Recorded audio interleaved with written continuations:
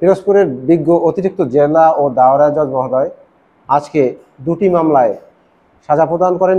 তার একটি মামলা অপহরণ মামলায় 3 জন আসামিকে ইলিয়াস ফকির, আবুল ফকির ও রুহুল খাঁকে প্রত্যেককে 10 বছর সশ্রম কারাদণ্ড এবং 20,000 টাকা জরিমানা, অনাদায়ে 3 মাসের সশ্রম কারাদণ্ড প্রদান করেন।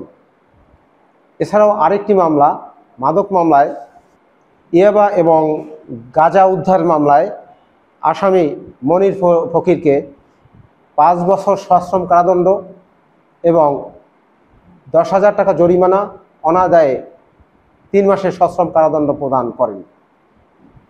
বাদী পক্ষে ছিলেন বিজ্ঞ পিপি, অতিরিক্ত পিপি অ্যাডভোকেট ওয়াহিদ হাসান বাবু এবং আসামি পক্ষে ছিলেন আহসানুল করিম বাদল। মামলা দুটি রাষ্ট্রপক্ষ সন্দেহাতীতভাবে প্রমাণ করতে পারায় অত্র মামলায় এর উপরোক্ত সাজা প্রদান করেন বিজ্ঞ আদালত। আমরা এই সাজায় সন্তুষ্ট।